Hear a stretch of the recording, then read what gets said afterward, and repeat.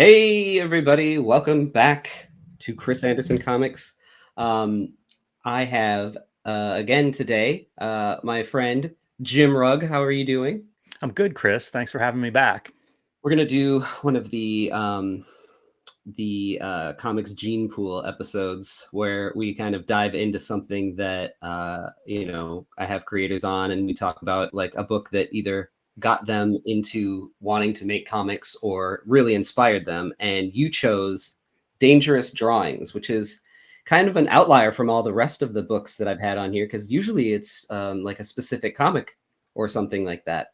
But this is sort of a book that covers a bunch of different underground, I guess. Well, would you still call them underground artists? I would say alternative artists because this book came out in Yeah. '97 and I got a copy of it in '99. So it's some of these artists will reference the underground, and I think they have a lineage that goes back to then. Art Yes, Spiegelman worked in the underground. The first for name sure. on the cover there. Yeah. So there is some underground tie, but really I would say alternative comics is how I would classify most of these people. Although there are a couple that are fine artists, there are a couple that are, or there's Ted Rawl as an editorial cartoonist. Yeah. So there's a little bit of range, but the majority, I would say, alternative cartoonists.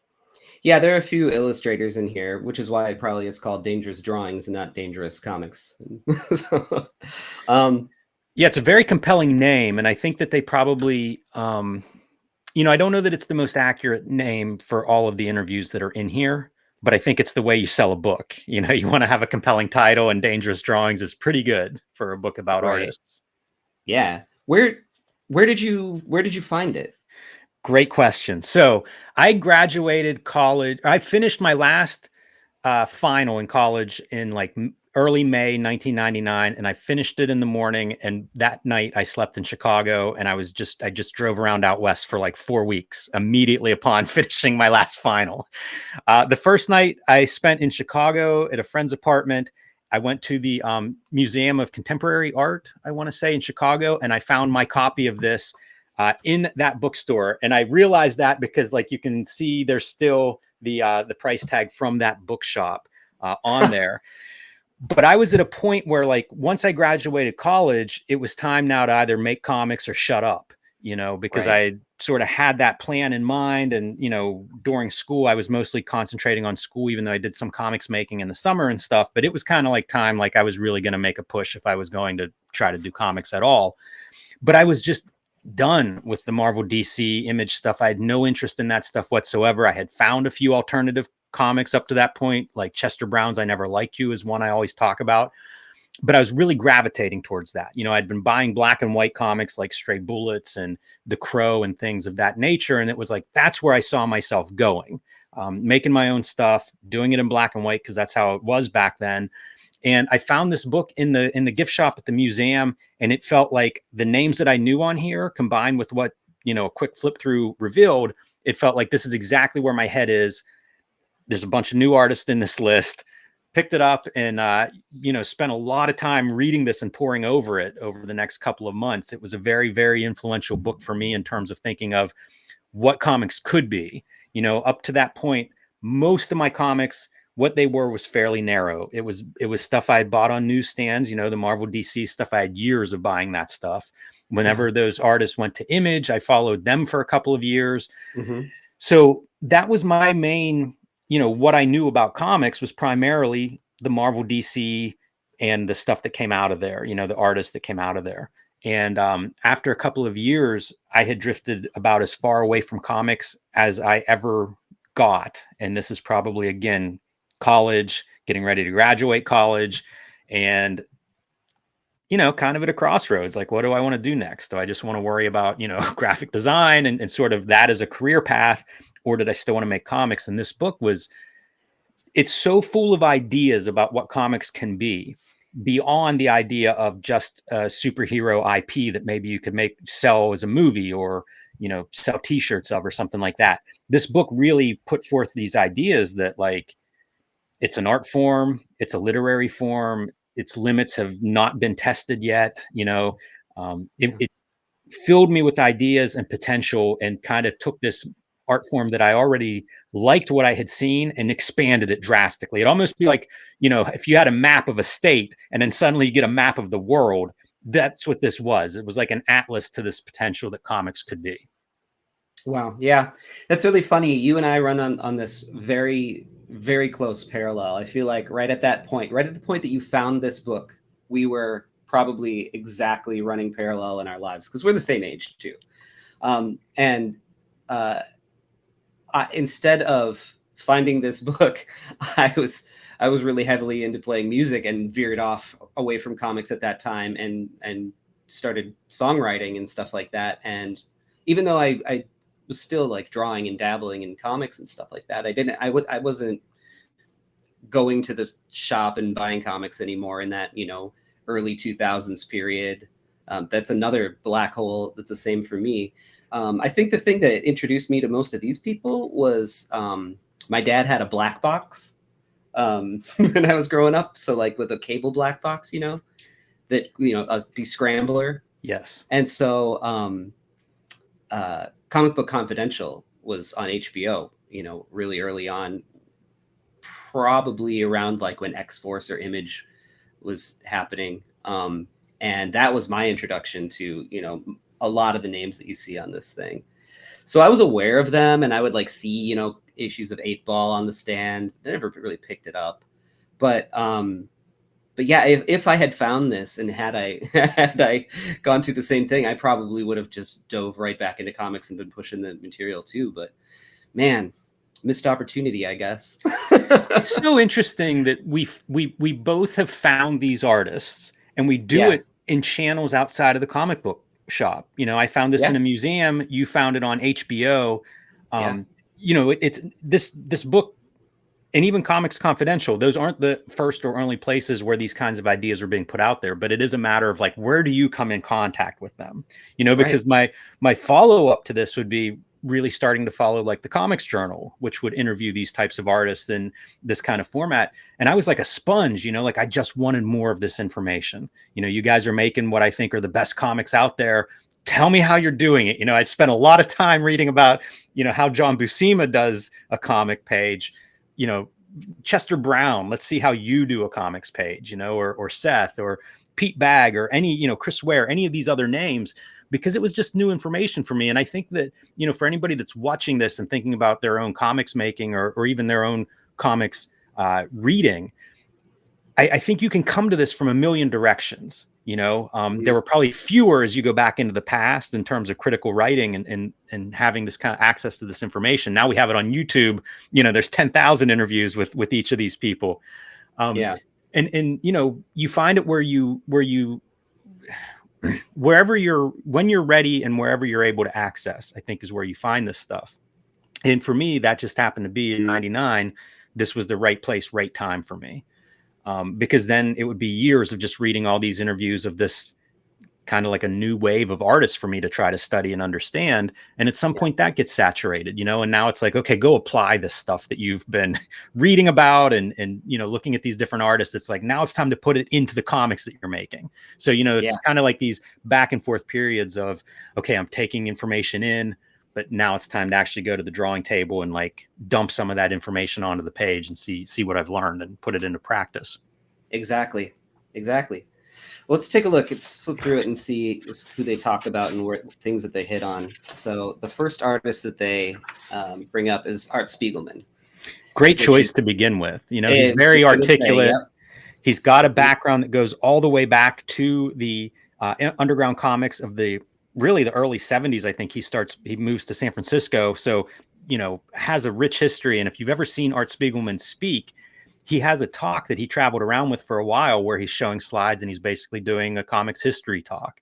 I was fortunate to see one of those in the early 2000s. And it's a guy who just really knows comics and comics history, and specifically the kind of comics that he makes, which Raw Magazine is a good place to think about, where Art Spiegelman's coming from as a cartoonist. But it was also a place that nobody else was really representing in the early 80s whenever he does Raw. So you get all of that. And of course, he's most known for Mouse, the Pulitzer Prize winning memoir about his father and mother going through the Holocaust and his relationship with them. It's one of the greatest comics ever made by almost any measure that you'd apply to it. So you get a very rich, right out of the gate in this book, a very rich idea of like comics can do a lot more than Spider-Man swinging on a web. Right. Exactly. And they touch on, throughout this book, they touch on what strength illustration, images, visual art have. And, with examples, sometimes it's examples of the artists that are being interviewed in the book. And sometimes it's examples of influences and people that these artists hold up in high regard. But that was another idea that I wasn't seeing it much coming out of the Marvel DC stuff, where they're a much more house style oriented. They wanted Spider-Man to look like Spider-Man, and understandably so. This book was really much more kind of thinking of like, if 100 people do a drawing, it's going to look 100 different ways. How do you, look at the range that you could bring to the page, to each panel, to your character design, and the impact that stuff would have. Art Spiegelman, one of the pieces they talk about in here is he did a New Yorker cover where the Easter Bunny is crucified on a tax form. And he talks about being surprised by the backlash that came out of that image. But his takeaway was art still has this power. If you draw the right image, it can still really affect people. And that was something that was valuable for me to hear early on when I'm starting to think about, like, I'm going to draw some pictures and try to sell them to people. This was really another thing to think about: the art making, the drawing, the illustration part of that process, and really the potential it had. Yeah, absolutely. They go pretty in depth with him, especially, I think, but he has a lot to say too. He does. He's a formalist, so that's another bit of the education of like, let's break down how comics actually work, the mechanics of this art form. And that was stuff that was pretty new to me at the time, so it was great to get into that, and again, mostly to expand just the way I was thinking. It's not necessarily something that I could put on the page, but it was a different way to think about maybe what is the next panel of this story I'm working on, and the potential for that to be a lot more creative than I had thought early on. Right.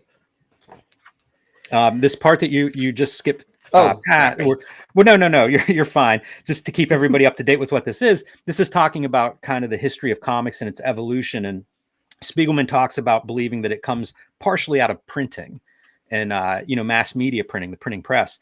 And I think that's a pretty interesting idea, because part of cartoon is simplification. And I think that probably some of that does come from the needs of reproductive, whatever was available to reproduce this art would have been much more limited than, say, like, I did a full color oil painting. Now you go reproduce that, 10,000 times. Like, we didn't have the technology of that in the beginning. So, in some ways that had an influence, but he also kind of gets away from the idea of like, oh, let's start comics at cave paintings and hieroglyphics, which I always think is, every visual art does that. I have like Meg's History of Graphic Design that was taught forever in schools. It starts the same way. Every art form, that's where they begin is, the cave walls of Lascaux or whatever. And it's like, I don't know. I don't know if you can draw a straight line from there to Peanuts or not. I mean, there's a line, but that's not straight. Absolutely. Did you get into like Tom Topher and, some of the stuff that we've heard of, but may not necessarily, that's not stuff that I'm looking at consciously and being like, okay, I can put this in Street Angel, but it does give a background of some examples that are like, look, this is clearly, we're moving in this direction here. Right. And so they get into Chris Ware next, which is another great example, but this makes me think, so your work has a lot of elements of design. You have a very graphic design, mind. Did this book sort of, seeing Chris Ware and seeing the way that people lay things out, did this sort of like trigger that a bit? That's a good question. Like, I was just wrapping up 4 years as an undergrad in design. I had started working as a designer probably the year before while I was still in school. So design was a huge thing, and it was coming at me from different directions. Definitely. Gotcha. Okay. What would happen is, like, I probably went from this book because I continued, like I said, I was driving out west for like 4 weeks, and stopping whenever I would, wherever we'd stop, whatever city, find a comic book store, and I was started buying this stuff. So this may have been pretty early for me getting Chris Ware on my radar. I certainly responded whenever I saw this and was like, oh yeah, you can see his design sense on everything he does. And so like that made it clear to me that I need to read some Chris Ware, because this is before Jimmy Corrigan is collected, so it's also interesting because this is before the rise. Like I think of the rise of the graphic novel as being maybe like 2005-ish. And I say that because I started doing SPX in the year 2000 was my first SPX, and it was all mini comics pretty much. And the joke was, it's just us, like comics are over. And now it's just this like little club that still likes to make comics, and we'll just trade. We'd say there was a $5 bill that would just basically get traded around the tables. Then manga and graphic novels both kind of show up maybe the mid 2000s and invade bookstores. And to me, that's the rise of the graphic novel, even though we have examples of graphic novels clearly before that. What we don't have, and Spiegelman talks about it in this interview in this book, is we don't have, it took, I think, 13 years or something for him to make Mouse. There weren't other people that were making their graphic novels over that 13-year period that was like, okay, now we can put Mouse next to these other graphic novels. It's like, well, they weren't there. They weren't ready yet. People hadn't made them, at least not to the point that we could fill up shelves at a bookstore with legitimate graphic novels. So to me, that comes up in the about 2005 is, if I had to kind of pinpoint it, and, it's give or take a few years on either side of that.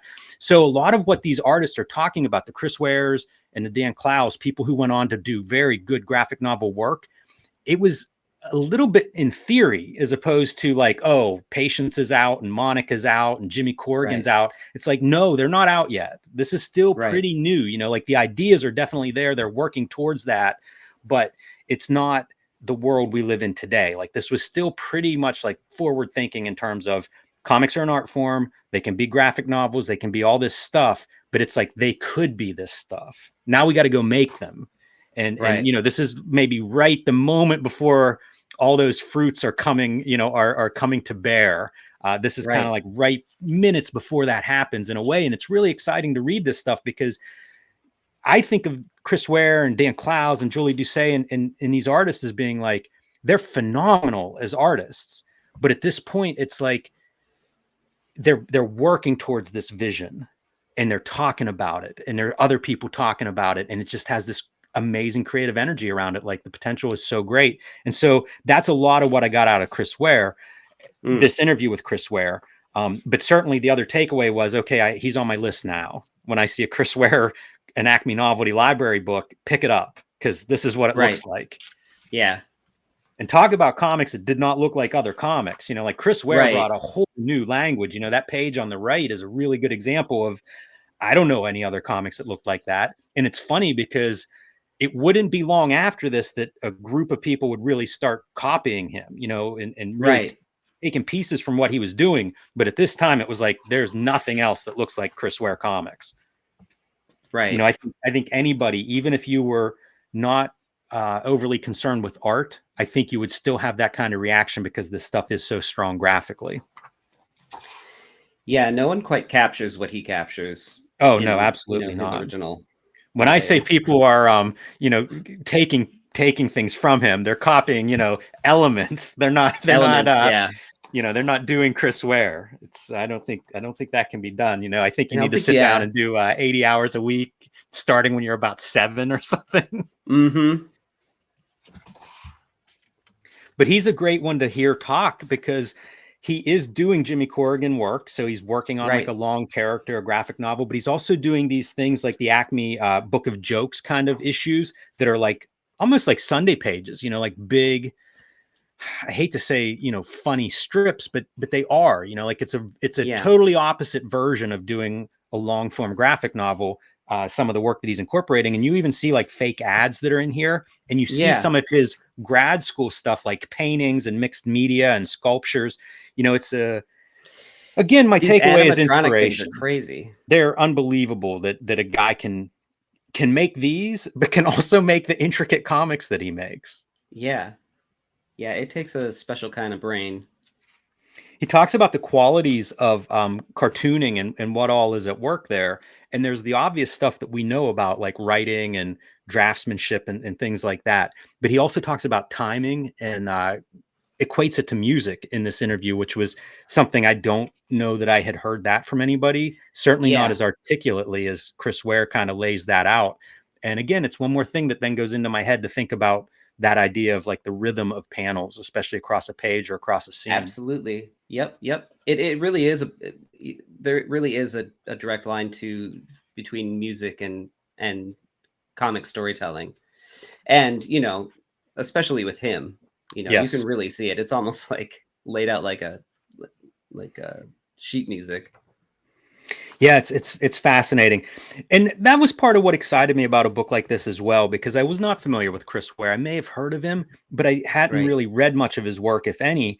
And so going through this, it was like, it felt like a guy who was making comics like no other comics I'd ever seen. And that's exciting to me. You know, it was like when I talk about expanding the frontier of what comics could be, this really did feel like a whole new continent of ideas.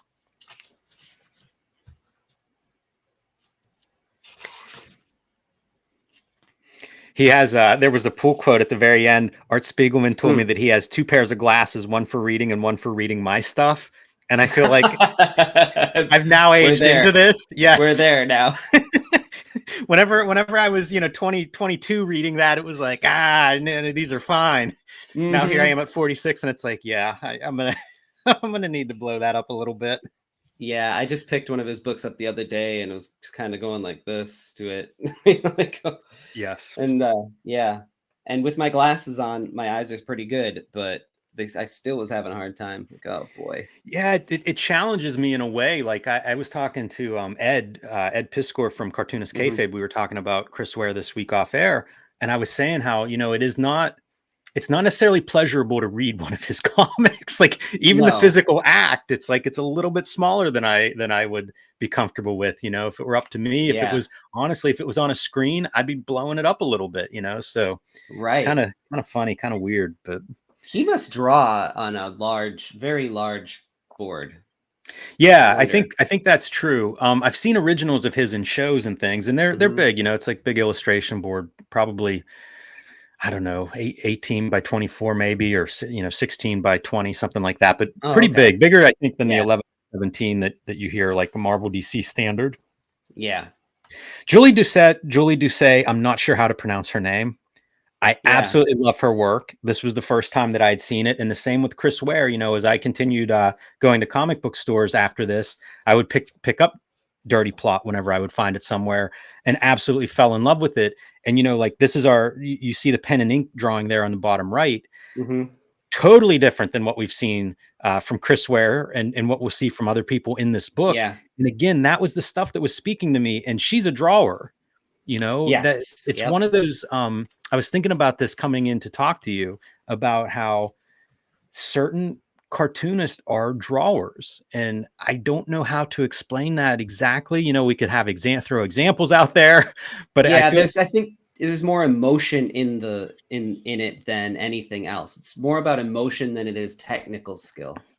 Yeah, it's super rich, and the examples that are in this interview, I'm just amazed by how much like each building feels like it's separate, or each element in a room feels like it's separate. Sometimes we try to do perspective in our drawing and everything, and you get it all right, and in a weird way, everything's made of the same thing.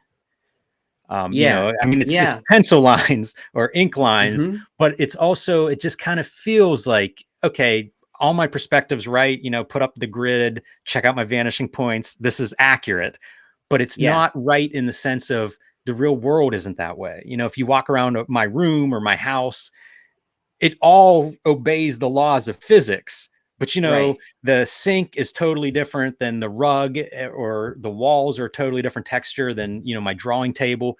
And in real life, you can sense all that from light, value, texture, but in drawing, it doesn't always come across. And I feel like with Julie Doucet's work, it does come across. The character's hair is different than the sink, and it just feels like a world, even though that world is not ruled off with a vanishing point or a horizon line. The perspective may not be accurate, but it does feel like it's populated with these items You know, like you could almost pick up some of the stuff that's sitting on the table in one of her panels. Yeah, and it's interesting because she's not really doing a whole lot of different textures or anything, which I would just immediately go to in my head to be able to like create differences in things. But with her style, you could see that it would be very easy for everything to get muddy, and there are like, you know, sort of kinetic artists out there that their stuff is so kinetic and emotional that it all just sort of gets muddy. But that's not the case with her. No. So there's a finesse to it that you know, only she can have, I guess. Yeah, she was a real revelation, again, mostly because I would just read her stuff and marvel at the imagery. And, you know, it made me want to push myself as in terms of drawing, you know, just of having more value range. Don't be afraid to use blacks, you know, don't be afraid to use textures, patterns. Her lettering is uniquely hers. And she's doing all kinds of stories, from autobio stuff to like dreams and things. So yeah, pretty exciting, not just in the art, but also in terms of stories that I had not read before. Yeah. They're violent. I don't know her. Yeah, they are. I don't know her stuff very well. I need to, ouch. It's kind of a bummer story because, you know, like she leaves comics not long after this. And, you know, I think by the end of the 90s, maybe the early 2000s or so, she kind of wraps up Dirty Plot, and that's about it for her comics contributions. She's done a couple of things since then. She did a new graphic novel, I think 2 years ago, that D&Q put out, and they put out a complete Dirty Plot. And that's what I would recommend to people. If you're looking at this and being like, oh man, this is really interesting stuff, you can get the complete collection, and it's just a gorgeous series of comics. So, but that's the main bulk of her work. You know, it's not like she's kind of stuck around in comics beyond that, which is a shame. Now and then, I think Angoulême has celebrated her, and I think TCAF has featured her. So, you know, comics recognize how good she is, but I think that she's somebody who, like a lot of the people featured in this book, they're artists. They don't just do comics. You know, they do paintings, and they do all kinds of different stuff. She was doing hand-drawn animation at one point for a while. So, wow, you know, this is what happens if you really are like a multidisciplinary artist, and comics are part of it. Sometimes the stuff you're doing isn't comics, and, you know, what are you going to do? That's true. Also, you know, if she's getting celebrated, sometimes you just got to walk away from things, make people miss you, I guess. You know, one of my favorite parts in that interview, I think it's in that one, is she talks about having tattoos on her hand, and it's basically from like dropping the pen nib. And anybody that has drawn with those, they're very, very sharp, and they have ink on them. So it's literally how you would get a tattoo. So she was describing how she has like these little tattoos in her foot and in her hand from where she's dropped like the pen nib before. That's really funny. So you get like a little tiny dot of ink. I don't have any of those. No, I don't either. No, okay. But it made me laugh. I always remember that part. So this next artist, Eli Langer, I don't have a lot to say about him. I think he's a painter. He's probably one of the people who gets the dangerous drawings in the title of the book, because he had done these drawings of children in various states of peril and sometimes sexual exploitation, and was the artwork was confiscated from a gallery in Canada. And, you know, it went through a lot of legal stuff. It was basically ruled that it was not pornography, but also, man, imagine being an artist and having to go through that. You know, it'd be just a nightmare. I think they wanted to destroy all of his art at one point. Just, it sounds horrible. And most of this interview kind of gets into the idea of art versus like an actual event. You know, like if you were actually, if these were photographs of children in peril as opposed to a pencil drawing, you know, and yeah, kind of a tough subject matter. But again, it's the dangerous drawing idea. It's the idea of like, you make images, and these images have power to have all kinds of consequences. You know, it's not like images are just ignored, even though probably we see so many that a lot of them are ignored, but there's still room to shock people and to draw that attention. Absolutely. So this was an interesting time to have a you know, like a manga influenced Japanese artist in this, because we still haven't hit the the sort of American manga explosion yet. Yeah, for sure. Part of why I think this book is so good is because it does cast a very broad net. So you get to hear a little bit from the perspective of a Japanese cartoonist and kind of almost a pop artist in some ways, probably more than just a mangaka. And it's a different perspective. Again, it's exciting to me as a young cartoonist because I don't know much about the Japanese comics market. I'm aware there is one and that it's, a big market, but I don't know too many details. So it's kind of cool to hear her perspective on this. And she really does fold in a lot of the pop culture, pop art kind of pieces into her art and into her comics. So it's kind of neat to see that part too. It's almost another approach to that multidisciplinary thing I was talking about a minute ago, except now you're folding in influences from different backgrounds into your comics making. And in some cases into your painting, it's very much blurring those lines between commercial art, fine art, and comics. There was a segment in here where she's talking about how she almost didn't graduate from her art school because she did drawings of like strippers and Japanese mafia, and handed that in as a thesis. And there was a huge uproar of everybody at the school saying that it wasn't art. I thought that was pretty interesting. Yeah, look at that image in the top right there. Uh-huh. It's funny the violence that is inherent in a lot of this stuff as well. Yeah. Well, let me read something from the back of this, Chris. The back of this, sure. I'm just going to kind of give you how they describe it. So 14 provocative, vital, boundary-breaking artists of today. Their work ranges from comics, manga, cartoons, graphics, hip-hop, and graffiti-inspired art to porn. If you put in something like trash cinema and maybe pro wrestling, there you go. Like that's my, that's kind of the DNA of what I make. And it comes up again and again, the idea that like comics are really powerful to a lot of these artists because they do exist outside of the scrutiny of academia or, fine art with a capital A. And as a result, like these cartoonists are very free to do whatever subjects and whatever type of stories and art they want to make.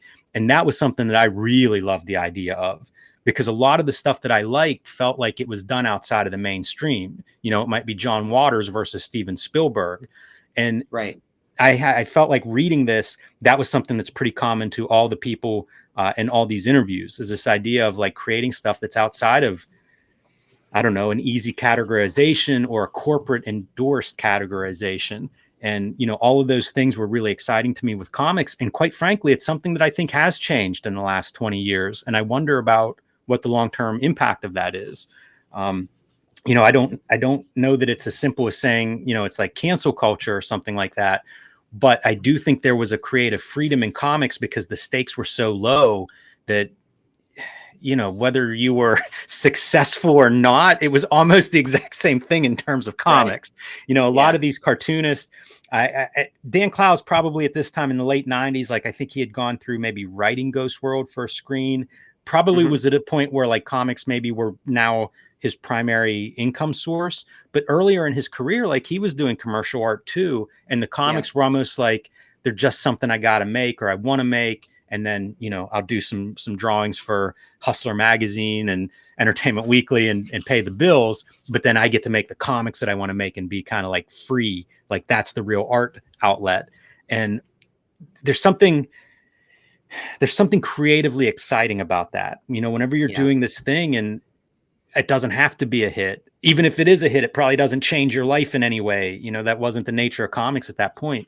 And now that's really changed in a way where there is some money around comics, and that invites a certain amount of scrutiny. You see people that get in trouble in colleges and things for teaching the wrong comic or the wrong artist. Right. I don't know that was a thing in the 90s. It was sort of like, maybe you would get in trouble for bringing a comic to class, but it wasn't going to be a situation of like, oh, that's, Crumb is bad, ignore that or something like that, and that was exciting that comics had that power of like, by being a B movie equivalent, you could do anything you wanted in there. And that kind of creative freedom is something that really spoke to me in terms of what I love about comics. And that's changed. Yeah. Yeah, that's very true.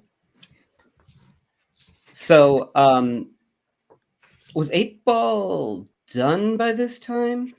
I think that he was doing the David Boring story.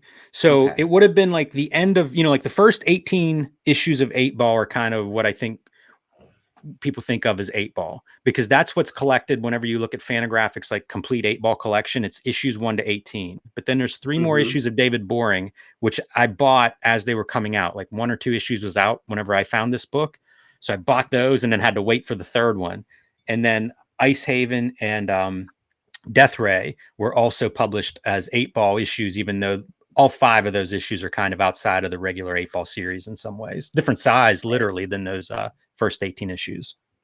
Yeah. I just went to a signing with him to get Monica when I got Monica. So that was pretty cool, but it was I was nice to be able to tell him that actually it was reading, I think either Wilson or Death Ray, when I read the collected versions of those, was the first time I really ever saw how you could set a tone and tell a story differently than, standard traditional American comics. It was the first time I soaked it up. Probably wasn't the first time I'd seen it, but first time it really clicked with me. Yes. Yeah, and I think that's something that reading interviews with the creator can do too, because his stuff is definitely different tone-wise. And I think that one way to kind of like figure that stuff out, because I used to, like, when people were like Kirby, I would just buy Kirby that I would find because it was hard to find. I'd maybe go to a comic book show once a year and buy whatever Kirby's I would see at an affordable price, Right. usually a 70s stuff. But it didn't connect to me right away. Like it took, I'd kind of read it and be like, I don't know, maybe I'm not getting it. And then I had the same kind of experience with Crumb. It was another guy who was like, this is the guy, buy his stuff. And then after reading 3 or 4 comics, it was almost like something clicked. And then I was like, oh, I get it now. And then I'd go back and reread it and be like, oh, this is the greatest thing ever. But it was almost like I had to, I don't know, understand something, Rosetta Stone. Like I had to like kind of like almost learn the language of Crumb or Kirby. I think Clowes has that quality. I think a lot of the great cartoonists, I think Ditko has that quality, where from the outside, if all you've got is one sample page or a short story, it may not be obvious to you why this cartoonist is better than some other cartoonist. Yeah. And I think when you read interviews, that's one way to kind of get into, oh, okay, I see now, I understand better why he's making these choices, or why this comic's a little bit different than the stuff that I'm used to reading. It can be a way to kind of unlock some of this stuff.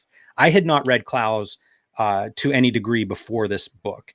I was vaguely aware of it because I would get some of like the old comics catalogs, and I would, like see the listing, and his stuff is graphically striking. So I'd see like the cover for like a Velvet Glove Cast in Iron and be like, whoa, what is this about? It's so weird looking, but I hadn't really read any of it.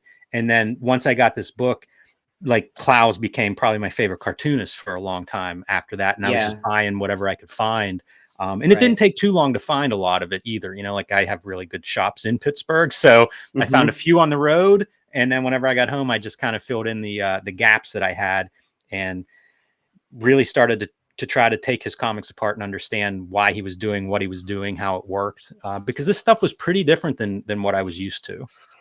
Yeah, his stuff is so, like you said, visually striking. I think my first introduction to him was with, as a kid with Cracked magazine, and the Ugly Family was it Ugly Family? Is that what it was called? Yes. Yep. Yeah, it stood out from anything else in that book, and just the line, just the way that he drew in his style was just so compelling. And then when I finally discovered, Clowes, and it was like, oh my God, this is so amazing. And then I found out that it's the same guy. It all made sense.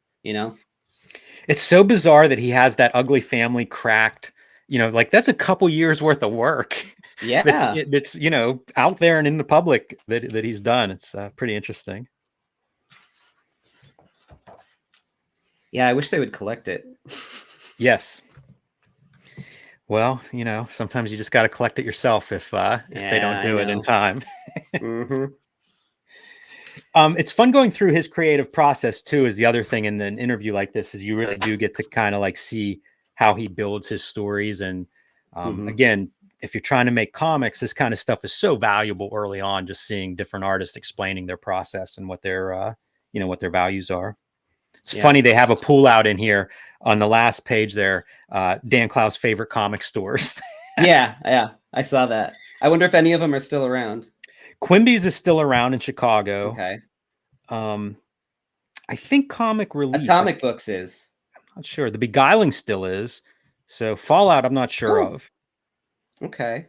That's a pretty good list, though, because I always get sucked into these lists when you see comic stores, and it's always the question, which ones are still out there? Yeah. Everybody told me I was when we were in Baltimore that you got to go to Atomic Books in Baltimore. You have to go. I was like, all right, I'll go. I have, and somebody who worked at the shop came by my table and was talking to me, and I was like, I'm gonna go. I have, obviously I'm here all weekend at the show, but I have Monday morning. I don't have to get my plane till later. I'll go. And of course it said, oh, we're closed on Mondays. Yes. Oh, great. That's how it works. It's the worst part about comic book shows is like you almost have to book an extra day or two around the trip if you actually want to kind of enjoy whatever that city has to offer. Yeah. I mean, I for sure never do the fly in the day of, leave the day of thing anymore. Yeah, those days are before and after. We used to do that a lot of driving, and it'd be like drive home when the day the show ends, and it'd be like driving through the middle of the night. But that's what you do whenever you're young, and you're not making money at these things, so you gotta kind of come and go. So GB Jones is not an artist that I'm familiar with. I only know their work from this article. It's in that Tom of Finland style. You see a lot of like pencil art in these. And again, this is probably art that leans more into the dangerous drawing stuff. It's provocative kind of art, and you kind of get to hear about that approach to art making. And again, I think that's something that's valuable for cartoonists to think about and to potentially bring into their work, especially at certain times, depending on the subject of the story that you're working on. It's something that I think is harder and harder for artists to do now, because you do risk the backlash that can come with that. And, that's real. Like that's a challenge. Yeah. All right. Chester Brown. So Chester Brown is probably the artist I had read the most of by the time I got this book, because I had stumbled onto I Never Liked You whenever I was 16. I fell in love with that book, and I would just get, whatever, if I'd see more Chester Brown, I would get it. I think that meant an Ed the Happy Clown trade paperback was probably another one that I had read up to this point. Really strange comics, those things. Ed the Happy Clown, surreal.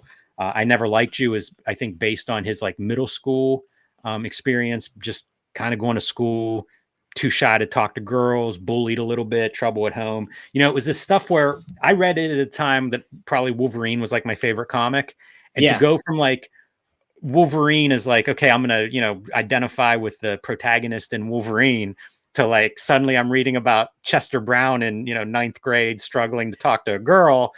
It was a huge revelation to me, the idea that like comics could be this relatable, to go from the X-Men to an actual dude in school trying to talk to a girl and getting bullied. It was like uncanny, like the Venn diagram of overlap there is like 1%, and then suddenly like 98%. So that one really shattered me. And stylistically, that one really opened up my eyes to the idea that like different styles support different stories very well. Like I could recognize, I like Mark Silvestri on Wolverine. I don't want Mark Silvestri to draw Chester Brown's middle school stories. Right. Exactly. It made so much sense to me that style was suddenly like a part of the writing. Yeah. I remember probably being 12 or 13 and finding, I think we talked about this the last time we talked together. I found The Man Who Couldn't Stop. And I think it was probably an issue of Yummy Fur or something that was in like a quarter bin, would have been the equivalent of a quarter bin at the time. That issue is probably worth, hundreds of dollars now. but I found it, and I mean, to like a 13-year-old boy, the story about a guy who like can't stop shitting in jail, and it eventually like overtakes the jail, and busts down the walls, and people escape, and then his shit is filling the world. That's hilarious. Yes. So it was the first time that I went, oh wow, yeah. And it was a time when Cable or Wolverine were probably my favorite things happening. It's so funny. It's just such a weird, juxtaposition of comic styles to start creeping in. Yeah, and it was really interesting to me when I started reading Chester Brown stuff is that it was very readable, because I would often look at the more avant-garde kind of comics that populate alternative comics of that time, and it would be like, I might like this drawing, or I might like some element, or kind of feel an attraction to it, but also it was almost like weird for the sake of being weird. And when I actually started reading some of this stuff, like Chester Brown especially, very clear lettering and very easy to read and follow his comics. And it was like, I don't know, how I expected this to work, but I was shocked when it was like, okay, I can keep up. This makes sense. I love it. It was very surprising to me, which it shouldn't be, like you think of the subject matter, a kid at school or whatever, a kid that's buying Playboy magazines and feeling ashamed about it. Yeah, that's pretty down to earth stuff. But in my head, it just felt like, I don't know, they're black and white. They look a little bit different. Where's all the hatching on the face, Right. And it was interesting too, like going through this interview is you get a little bit of his backstory. So you kind of see like, I think Chester Brown comes across as a pretty unusual guy if you read his interviews or you read his comics. And so you get a little bit of his family background, and then you see how that influences the comics that he makes. It was another one of, comics can be much more personal than the superhero genre stuff that I had mostly read up to this point. Yeah. And I always loved his layouts. He does these layouts where it's just like taking off on me. 3 panels, and they're not on a grid or anything. And he's done comics where he shows, they're like autobio. It's the process of making these comics. And at the time he was still doing like maybe a 6-panel grid. He would draw each panel separately and like tape them together, to make a page. And I would always look at these and I would think like, oh man, like he's just taping these like randomly onto, a piece of black paper, I assume, to make some of these layouts. And it's just, how trippy is that? Again, if you make comics, like nobody's making comics that way, it was one more tool that you could potentially try. Yeah, it's amazing. It takes a brave soul to lay yourself so raw like that, Yes. Yeah, that's a good point. I couldn't do it. Yeah, I don't know that I could either. And again, that comes across, you read these interviews and they're kind of, a lot of these artists are equally open in these interviews. And I wonder if that would change too nowadays. I think people probably, it's almost like we've all been media trained in some ways, with social media and how much we're exposed to it now. It's a lot different than in the 90s when somebody would do an interview and you just kind of, if you agreed to it, you're just open up. I don't know that it happens that way anymore. Pre-screening and all that. Phoebe Glockner. So this was an eye opener too. This was a cartoonist that I didn't know about. And she had a collection out around this time because I remember picking that up. That collected a bunch of her shorter stories. And what stood out to me right away was, holy shit, man, like she can draw, like sometimes you see some indie comics and maybe it doesn't look like it, but her background is she was trained and I think worked for a while as a medical illustrator. So if you're familiar with that field of illustration, like that is some detailed, realistic kind of work. And she's bringing that to autobio comics about like, teenage drug use and sexual activity and things. And it was like a combination, again, completely shocking to me in the sense that I did not know this existed in comics. Right. And once you go through a couple of those doors, pretty soon it's like the entire range of human existence can be represented in a comic once you see a few of these examples. Yeah, absolutely. It also dispelled, it was important to me to find cartoonists, alternative cartoonists who could draw really well.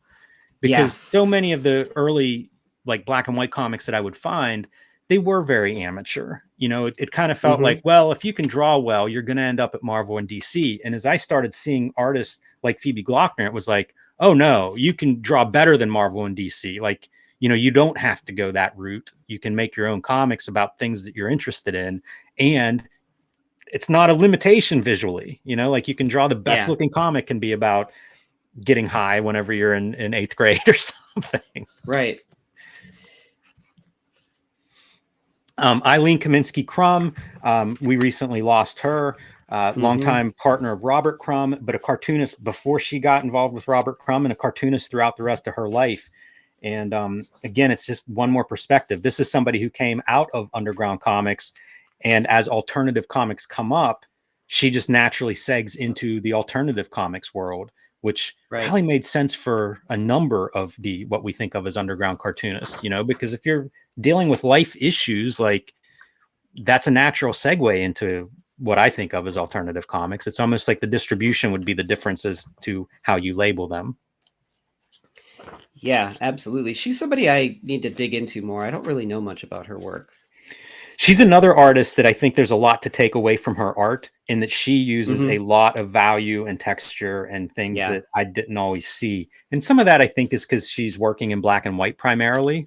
And so, you know, like you can find color work like paintings by her. So I think that probably once you remove color because of, you know, like printing limitations and things, she has this background of understanding painting and color and value. So you get to see some of that translated into black and white through pen drawings and things. That makes sense. Diane Newman. Another person that we lost recently, another cartoonist. And yeah, it's sad to see like the previous generation aging that way. You know, like these people were just giants whenever I was a kid coming up and trying to study and learn this stuff. Like these were the pioneers. And you realize, like, as I'm approaching 50, it's like, oh yeah, all those people that I was reading 30 years ago, they're, you know, 25 years older than I am or something like that. And you take it for granted. You know, comics are so timeless in some ways. You read reprints and books you find in the used bookstore, and you don't really, you know, they look the same age as when they were published. You don't realize, of course, the cartoonist, this book's 35 years old. Yeah, the Twisted Sisters anthologies, I have those on my shelf.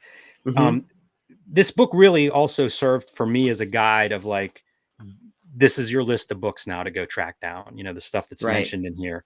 And, you know, a lot of stuff like this was a whole wing of comics history I just did not know beforehand. Matt Reed.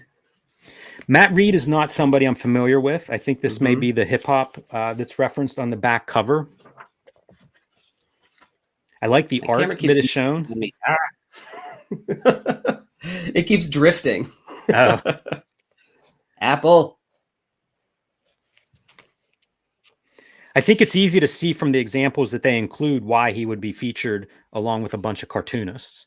You know, he's clearly using text and image and cartoon language, you know, probably doing standalone images as opposed to a series of panels, but it's still a lot of visual parallels. Yeah, it's really cool stuff. And it's, you know, you can tell the time that it was coming out too. It's very of the time. Keith Meyerson? I'm not sure. I know this one. This one's an interesting one too. So this is a guy, I think he's described as a gay punk. And I came across his book. The one that's mostly featured in here is Horror Hospital Unplugged. I came across that somewhere like I don't know if it was a used bookstore or like a book, you know, there used to be so many bookstores and they'd have like remaindered copies and things like that up front. So I found the book somewhere and it's gone through a couple of printings. And the thing that spoke to me going through this interview is how many different styles he uses. Yeah. Even in the same work. Exactly. That looks like manga. Yes. That is totally different. Right. He's mixing media. Like that image on the bottom right corner is so different than that image on the top left corner. And so whenever I found this book, this working in different styles was something that made total sense to me, because if you look at anything I do, it feels like, you know, I just don't have a style I default go to. And so seeing like somebody that has a bunch of different styles that they're applying to a story, it blew my mind. Like it was like, wow, you could do this. You could do a graphic novel where like every page, you know, is a little bit different or a lot different in some cases. So that really stood out to me in that way. He also drops in characters like Kurt Cobain's in that story. So he's also like playing this really strange game that I think suits comics, where, you know, like if you look at Mad Magazine or something like we would grow up and take for granted, oh yeah, that, you know, that's Sylvester Stallone. We're doing a Cobra parody here. Right.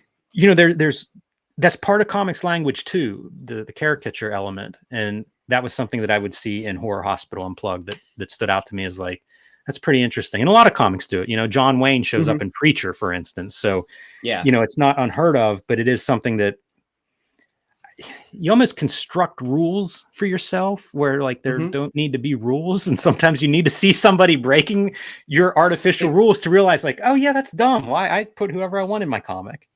Yeah. Yeah. We all just sort of follow the path of what we've seen in people that have influenced us and things like that. And sometimes we forget that, you know, sometimes it's okay to take a step back away from it and, you know, try and figure out a different way that, you know, you haven't seen before. And sometimes that's a natural thing. Sometimes that's something you need to actually sit and ponder. But, you know, this artist, it seems pretty natural. Yeah, it definitely was a like a freedom kind of thing, looking at his work and thinking like, oh yeah, do whatever you want on the page, and you know, and then do something different the next page. And then Ted Rawl was a bigger figure for me the first few years that I was making comics, partially because I encountered him in this book, and I think also because like alt weeklies were still a thing. You know, I think he had a bigger platform perhaps at that time. It's funny to think about editorial.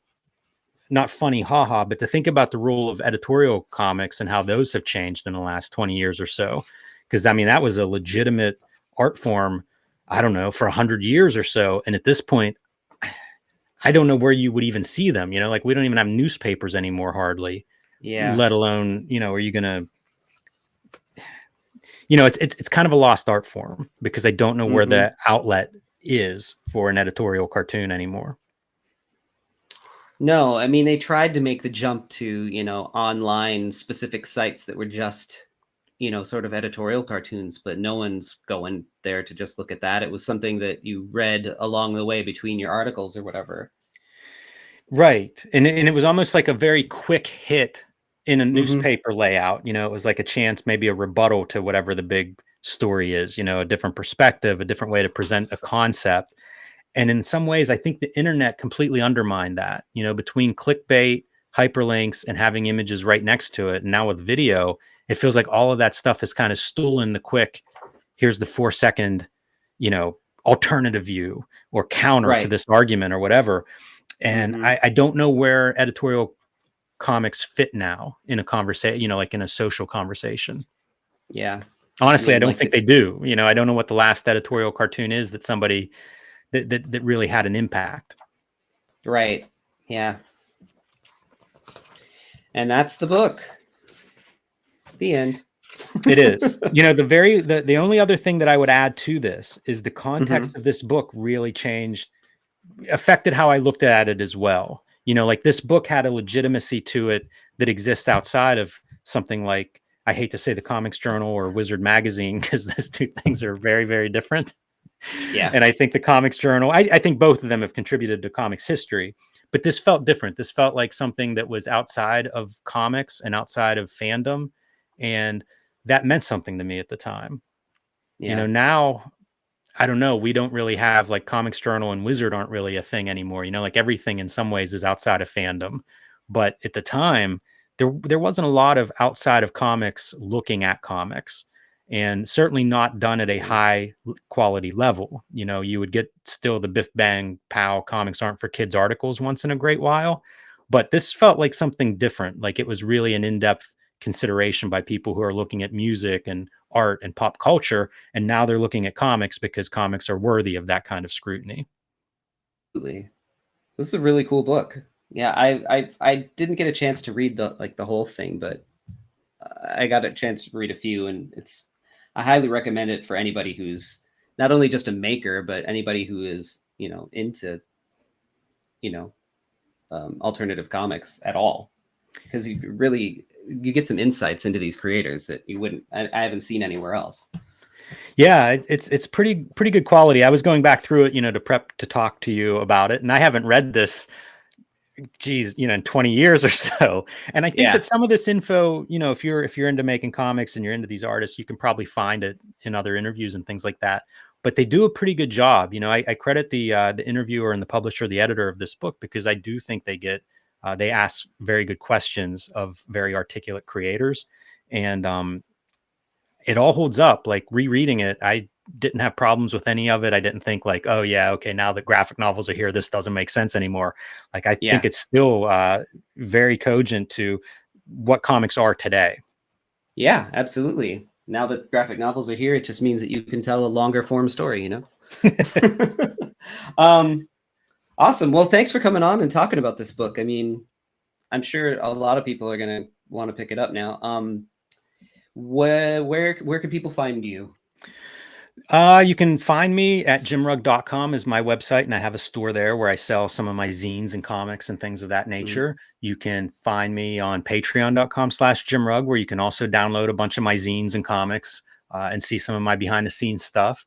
You can see me every day on YouTube's Cartoonist Kayfabe, the comic book show that I do with Ed Piskor. It is a daily show. We have like 1,600 plus videos on there now that you can search through our back catalog by your favorite creator or your favorite title.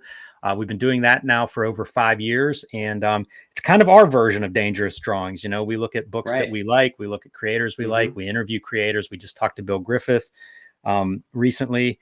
So yeah, we probably have 100 interviews with creators on there, following in the same direction as Dangerous Drawings in a lot of ways. We talk about business, we talk about art, we talk about comics.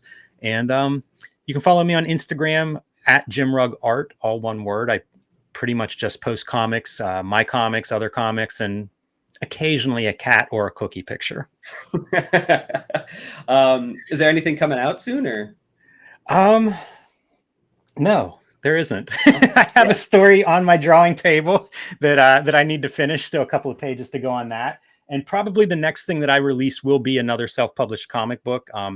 Last year I released True Crime Funnies, which was an anthology of nonfiction stories. So I have a few of these stories are starting to pile up, and will probably be released as a self-published comic book in the next couple of months. Again, some wrestling stories. I just did a story about the Von Erichs for A24. They have the movie The Iron Claw about the Von Erich wrestling family. They do beautiful zines. I don't have one within arm's length to hold up here, but I did a wrestling story about Kerry Von Erich having a steel cage match on Christmas Day with Ric Flair in the early 80s that launched probably the biggest wrestling feud of that time period with the Fabulous Freebirds. That's featured in the new A24 zine about the Von Erichs. So that was a pretty fun one to make. But otherwise, just making comics, and I will be releasing new ones as soon as I have them. Nice. All right. Well, thanks for coming on, Jim. Thanks, Chris. We'll have you on again soon. We'll talk to you later. All right. Till next time. Till next time.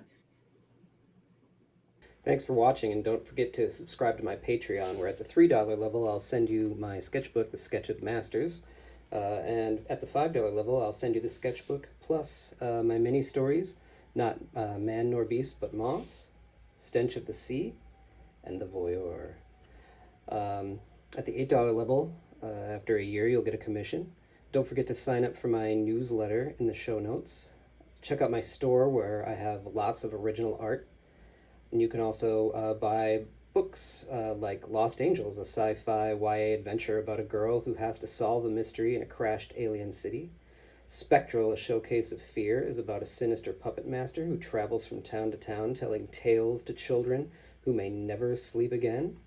You can request a commission at any time just by contacting me. Here is a list of the upcoming conventions that I'll be at the time that this video was released. And don't forget to like, leave a comment, and subscribe to the video. Again, thanks for watching.